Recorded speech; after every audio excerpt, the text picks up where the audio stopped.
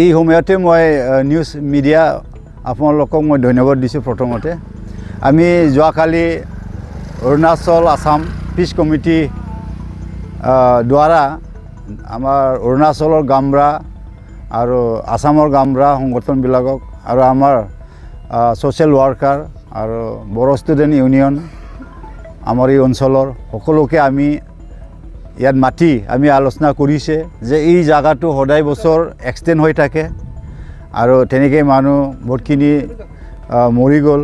আমি ইয়াত দুখ লাগি আজি আমি চিন্তা কৰিছে এই এক্সটেণ্ডটো যে সদায় বছৰ হৈ থাকে ইয়াৰ পৰা আমি কেনেকুৱা পৰিত্ৰাণ পাব, এইটো আমি লক্ষ্য কৰি আমি যোৱাকালি বহুত ডিপলি আমি চেষ্টা কৰিলোঁ। ইয়াতে আমাৰ এই অৰুণাচল ছাইডৰ পৰা ককিলাৰ তৰফৰ পৰা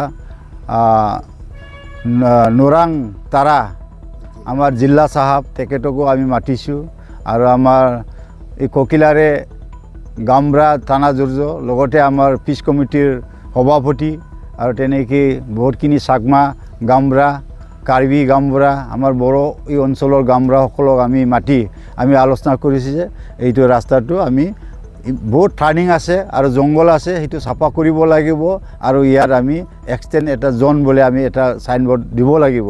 এনেকৈ আমি এটা সিদ্ধান্ত কৰি আমি যোৱাকালি আজি আমি সেইটো কামটো কৰিছোঁ। এতিয়া আমাক কাম কৰিবলৈ আমাৰ পুঁজি নাই। এতিয়া আমাৰ DCP আছে, আমাৰ জিলা নোৰাং তাৰাই দিছে এইটো কাম কৰিবলৈ আৰু যি এতিয়া ডাম্পাৰ চলি আছে আমাৰ সভাপতি পিছ কমিটিৰ থানা জুৰ্জ তেখেতে এই ডাম্পাৰটো দিছে আৰু লগতে আমাৰ এই গামৰা ষ্টাফ আৰু আমাৰ এই অঞ্চলৰ 1-2জন এনেকৈ 1000 এনেকৈ ডনেশ্যন কৰি আমি এইটো কামটো আৰম্ভণি আমি কৰিছোঁ আৰু কৰিবলগীয়া আছে বহুতখিনি।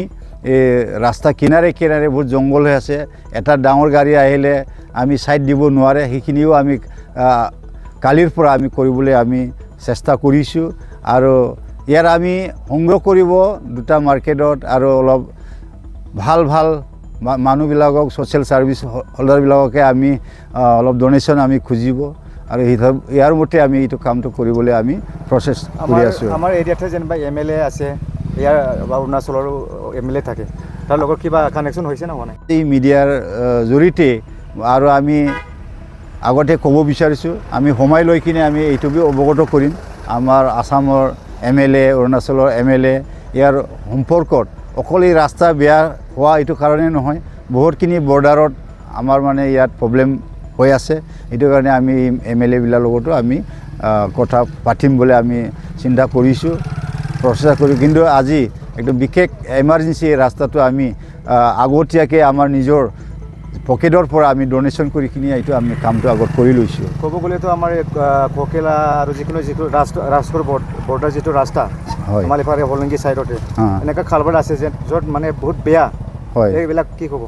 এইটো আমি ক'ব বিচাৰিছোঁ গভৰ্ণমেণ্টক যে ইয়াতে বহুত বেয়া আছে, এইটো যেন ৰিপেয়াৰিং কৰি দিয়ে আৰু পৰাপক্ষত আমি ইয়াৰ দ্বাৰাই মানে আমি অলপ যিমান পাৰোঁ অলপ বনাবৰ কাৰণে আমি চেষ্টা কৰিছোঁ আৰু গভৰ্ণমেণ্টে পৰৱৰ্তী সময়ত এইটো হাতত ল'ব আৰু বনাই দিব বুলি আমি আশা কৰিছোঁ আৰু আমি এইটো যথেষ্ট গভৰ্ণমেণ্ট বা MLA MP তেনেকৈ জিলা চাহাববিলাকক আমি অৱগত কৰিছোঁ, তেওঁবিলাকে যেন স্কিমটো ধৰি কিনি যেন বনাব, এইটো আমি আশাবাদী।